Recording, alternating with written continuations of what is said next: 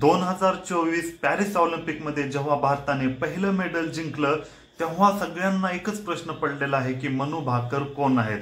जोपर्यंत मेडल जिंकलं नव्हतं तोपर्यंत मनू भाकर यांचं नाव सुद्धा अनेक जणांना माहिती नसेल।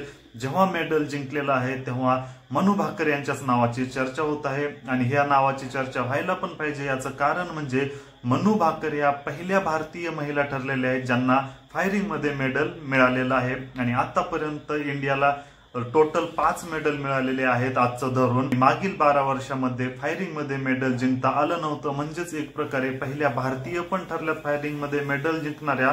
आणि दुसरी गोष्ट 12 वर्षापासून जे फायरिंग मध्ये मेडल मिळवता आलं नव्हतं ते पण त्यांच्यामुळेच आज मिळवता आलेलं आहे। तर कोण आहेत मनू भाकर? मनू भाकर यांची पण स्टोरी खूप इन्स्पिरेशनल आहे तुम्ही म्हणू शकता। जसं की या पहिल्या भारतीय ठरल्या 10 मीटर एअर पिस्टल फायरिंग मध्ये ब्रॉन्झ मेडल त्यांना यावर्षी मिळालेलं आहे आणि या वर्षीच्या ऑलिम्पिक मध्ये पहिलं मेडल मिळवणाऱ्या सुद्धा त्या महिला ठरलेल्या आहेत। फायरिंग मध्ये आतापर्यंत मेडल मिळवणाऱ्या त्या एकमेव महिला ठरलेल्या आहेत। सर्वात महत्त्वाचं 12 वर्षापासून जे मेडल मिळालेलं नव्हतं फायरिंग मध्ये ते सुद्धा आता त्यांच्या रूपाने मिळालेलं आहे। मनू भाकर यांनी 2021च्या टोकियो ऑलिम्पिक मध्ये पण पार्टिसिपेट केलं होतं, परंतु तेव्हा त्यांची पिस्टल खराब निघली होती, त्यामुळे त्या टोकियो ऑलिम्पिक मधून बाहेर पडल्या होत्या। त्यानंतर जवळपास त्यांनी ही स्पर्धा सोडून द्यायचं ठरवलेलं होतं आणि सगळ्यात महत्त्वाचं जेव्हा त्या टोकियो मधून हारून आलेल्या होत्या त्या खूप निराश झालेल्या होत्या।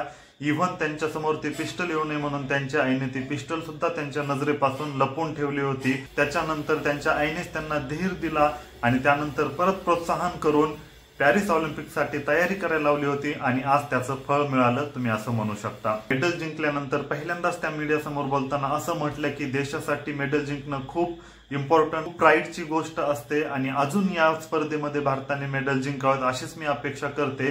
आणि जेव्हा त्यांना विचारलं की तुम्ही एवढे दिवस फोकस कसं काय मेंटेन केलं तर त्यांनी भगवद्गीता, तर त्यावर उत्तर देताना त्यांनी असं सांगितलं की फोकस करण्यासाठी मला भगवद्गीतेचा खूप फायदा होतो, मी नियमितपणे भगवद्गीता वाचत असते आणि यामुळेच माझं फोकस खूप आहे, अशा प्रकारचं त्यांनी उत्तर दिलेलं आहे। आतापर्यंत इंडियानं 4 मेडल जिंकले होते फायरिंग मध्ये। सगळ्यात पहिलं होतं सिल्वर मेडल राजवर्धन सिंग राठोड यांनी 2004 मध्ये जिंकलं होतं। त्यानंतर 2008 मध्ये अभिनव बिंद्रा यांनी गोल्ड मेडल जिंकलं होतं। त्यानंतर 2012 मध्ये एक सिल्वर आणि एक ब्रॉन्झ मेडल जिंकलं होतं। विजय कुमार यांनी सिल्वर मेडल जिंकलं होतं आणि 2012च्या स्पर्धेमध्ये गगन नारंग यांनी ब्रॉन्झ मेडल जिंकलं होतं आणि त्यानंतर 12 वर्षाच्या काळानंतर आता मनू भाकर यांनी सुद्धा ब्रॉन्झ मेडल जिंकलं आहे। त्यांनी एक प्रकारे इतिहास लिहिलेला आहे असं तुम्ही म्हणू शकता आणि महिला कॅटेगरीसाठी जर विचार केला तर त्या एकमेव भारतीय ठरलेल्या आहेत।